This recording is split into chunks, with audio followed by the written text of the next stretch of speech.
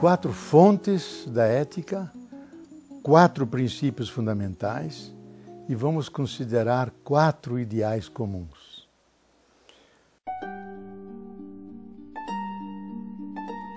Todo discurso ético, toda preocupação moral tem a ver com sonhos, com ideais.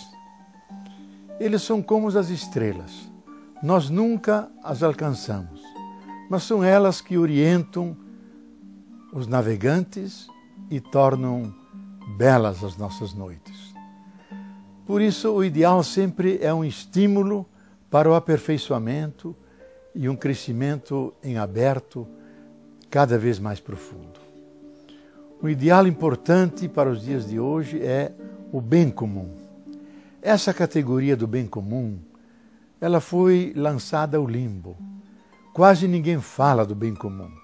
Cada um fala do seu bem particular, da sua família, do seu negócio, das suas preocupações. Mas hoje nós somos confrontados com o bem comum da humanidade. Quem vai cuidar do aquecimento global? Quem vai cuidar do conjunto dos ecossistemas que permitem a vida e a reprodução da vida? Quem vai cuidar da humanidade?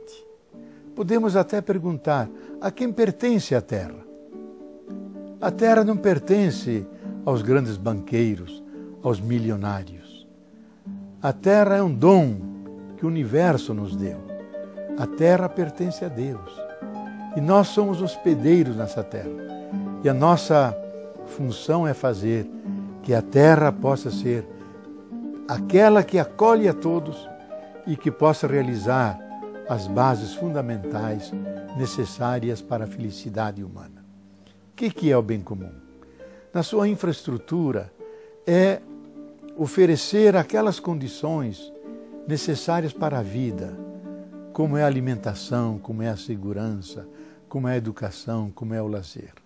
Mas não só, também aquelas coisas humanísticas, permitir que as pessoas tenham autoestima, possam ser respeitadas, possam ser valorizadas, que possam realizar a sua biografia e plasmar a sua própria vida. Tudo isso compõe o bem comum. E todos os seres humanos têm direito a isso. Mas o bem comum não se restringe aos seres humanos. Nós somos um elo da cadeia da vida. Então o bem comum tem que incluir o bem das plantas, dos animais, dos ecossistemas, porque nós formamos essa grande totalidade. Um outro ideal é a justa medida. Se há uma coisa que a nossa sociedade moderna não tem, é a justa medida. Porque ela explora de forma ilimitada todos os recursos da terra. Favorece um consumo ilimitado que atinge pequenas elites da humanidade. E nós somos excessivos em tudo, na violência, nas guerras, na propaganda. Nós colocamos o desejo no centro mais do que a vontade de viver e de conviver. Então a justa medida é aquela sabedoria que fica entre o mais e o menos, que especialmente nas questões da tecnologia, na salvaguarda do processo de desenvolvimento, se coloca essa questão. Quanto de intervenção eu posso fazer na natureza sem prejudicar a natureza e conseguir aqueles benefícios necessários para a nossa vida? Aí temos que medir de forma sutil a força e o benefício dessa força. E nós sabemos hoje, pela nova cosmologia, que a justa medida foi a grande lei do universo. Se a gravidade tivesse sido muito forte, ela atrairia todos os seres e haveria explosões sobre explosões. Se a gravidade fosse muito fraca, a matéria se teria difundido e não seria capaz de se condensar, não teríamos estrelas, não teríamos os elementos, não teríamos a vida. Então a justa medida é a sabedoria que faz com que nós saibamos encontrar o caminho do meio e assim satisfazer a todos sem prejudicar a ninguém. Um outro ideal importante é a sustentabilidade necessária. Sustentabilidade é uma categoria básica em toda a reflexão moderna do desenvolvimento e das reflexões sobre o planeta. O que diz a sustentabilidade? que nós devemos usar os recursos de tal maneira que eles satisfaçam nossas necessidades sem danificar o capital natural. E ao mesmo tempo que tenhamos um olho para as gerações que vêm depois de nós, porque elas também têm direito de herdar uma vida saudável. Elas também habitam nesse planeta e são codonas de todas as coisas, junto com os demais seres. Então a sustentabilidade hoje não deve ser restringida apenas ao desenvolvimento, mas o fundamental é que haja uma sociedade sustentável. Isto é, com os recursos que temos, quanto de bem-estar posso dar aos cidadãos? A sustentabilidade deve atender, por exemplo, à caatinga. Como sobreviver de tal maneira com a caatinga, com esse bioma que implica a carência de chuvas, que implica longos tempos de seca, e simultaneamente fazer com que seja sustentável, que ela possa se reproduzir na sua vegetação, na sua biodiversidade, que garante ao ser humano a felicidade naquele ecossistema.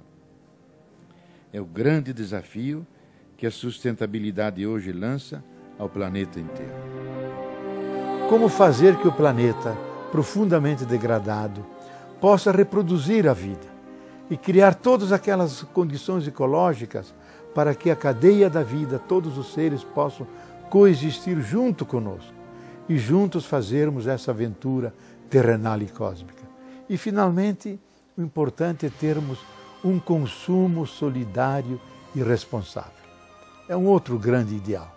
Nós somos seres que consumimos, porque necessitamos viver. Agora ocorre que 20% da humanidade consome 80% dos recursos e bens da natureza. Então, por um lado, tem aqueles que têm e que comem até fartar-se, e tem do outro lado aqueles que não têm e passam todo tipo de necessidades. Então, o desafio é termos um consumo humano que seja solidário. Isso impõe a nós um certo sacrifício, ter menos para que todos possam ter mais. Ter menos para viver melhor, e nós não viveríamos melhor sabendo que do nosso lado há milhões e milhões que passam fome, que têm sede, não têm casa, não têm cultura. Então o ser humano tem essa necessidade da compaixão, do sentimento, que é a base dessa felicidade, que não pode ser comprada no mercado, no shopping, mas que vive dessa profunda solidariedade, desse sentimento humano de tratar humanamente todos os seres humanos. Então, nós queremos consumir, e com certa abundância, mas só seremos realmente humanos se criarmos as condições para que todos possam consumir, que é, eu acho, o grande ideal ético do governo Lula, permitir que todas as pessoas com a cesta básica possam comer pelo menos 3 vezes ao dia. Então a vida não só fica alimentada, uma vida feliz, uma vida que irradia.